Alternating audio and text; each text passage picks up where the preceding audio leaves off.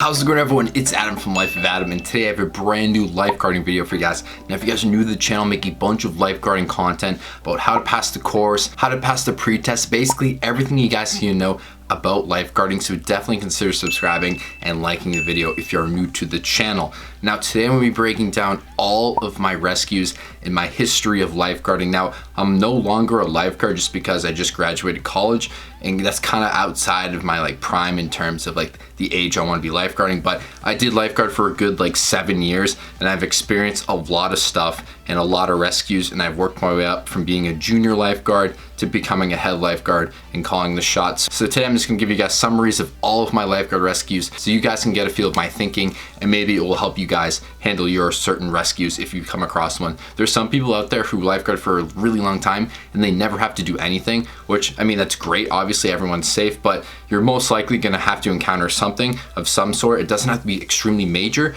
but it could, you never know. So today I'm just gonna be rambling about all my rescues. So my first lifeguard rescue came in my first ever year of lifeguarding. I was about 16 years old, and now this was a really easy one because it was during a deep end test. Now, as a lifeguard, you give deep end tests to make sure that the swimmers who are swimming in the deep end or in places they can't stand are safe and are able to swim, so they don't just sink like rocks to the bottom. Now, where I worked, it was more of a summer camp, so an average day was you teach lessons in the morning, you guard in the afternoon, and the age groups are from 4 years old all the way to 15. There's two different pools at the place I worked, and I was at the smaller pool, meaning that the pool went to 5 feet or 4.5 feet. So some of the younger kids weren't able to stand. So you have to give them somewhat of a deep end test, which is basically swimming across the pool 3 times and floating your back and treading. This little boy came up to me and was like, "Hey, can I do a deep end test?"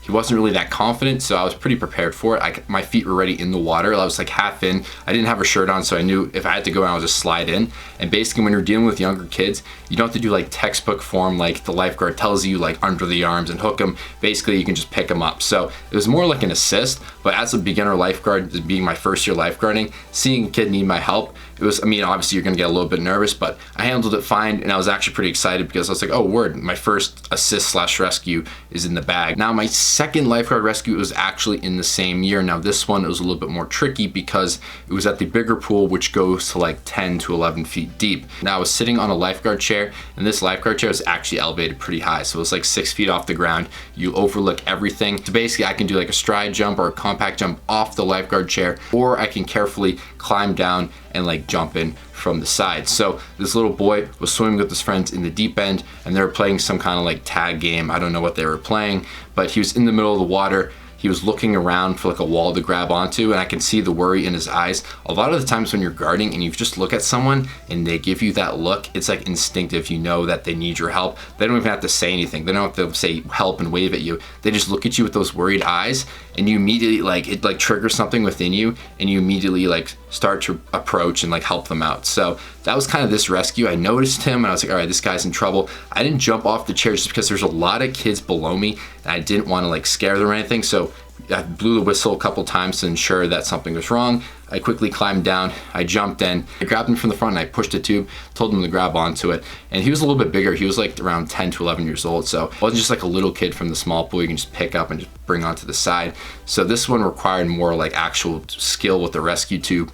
And this one was an actual rescue, not just an assist that you do standing in the water with a young kid. But this one was kind of scary just because the pool was very packed.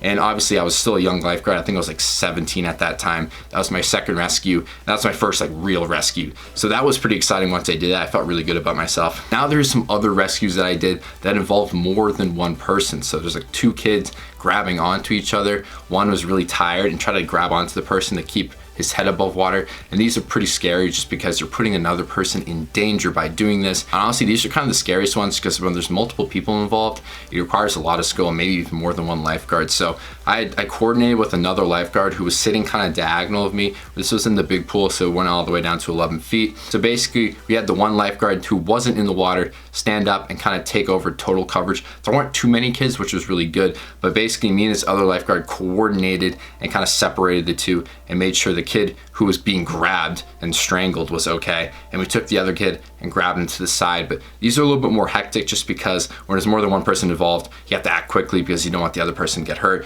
and you don't want both of them to swallow a lot of water. So this is one of my main rescues in terms of more than one person.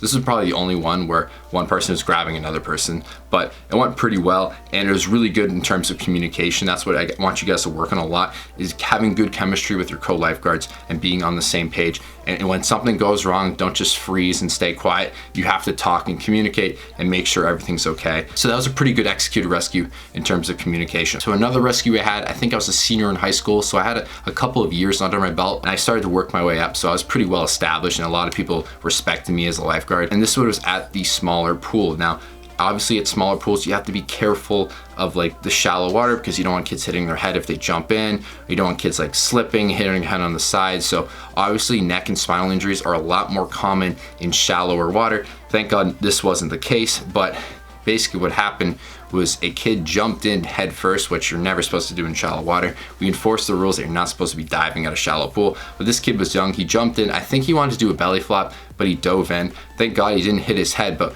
once he went in, he was like stuck under. He lost his balance, like he couldn't get his head up. So basically when you're young, obviously you're a little bit like top heavy, so his head was like this, and he basically couldn't get up. So basically what I did was I quickly slid in and I pulled his head up to regain his balance, but he was fine. He was actually laughing. So, but yeah, that's kind of a scary situation. If you're not paying attention, that kid could swallow a lot of water, and in like 30 seconds, it can get really bad. So thank goodness I was actively scanning and I saw it right away, and no one was hurt, and he didn't hit his head or anything. Now, obviously I had a couple more rescues very similar to the first one, of like doing deep end tests and like reaching in with the tube and having them grab it. But those weren't really full on rescues that I used all of the training from the course. But I had my biggest rescue was in my last year lifeguarding, when I was a head lifeguard. Now I made a video on this, I'll link it down in the description. This one required CPR, and I was on a young child. So this one was like, it went from 0 to 100. So like giving someone a simple assist versus doing CPR on a young child, it's like opposite end of the spectrum. I break down the entire story. Just a little spoiler of like the main message is that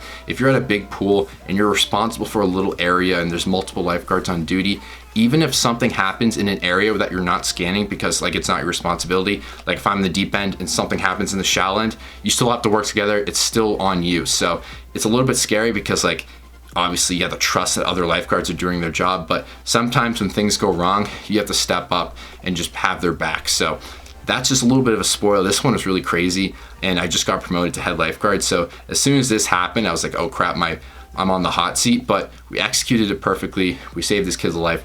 I don't want to talk about it anymore, but I'll link it down below in the description. Definitely check out that video. So I hope you guys enjoyed. Definitely like and subscribe if you're new to the channel, and I'll see you guys in the next lifeguard video. Thank you so much for watching. Peace out.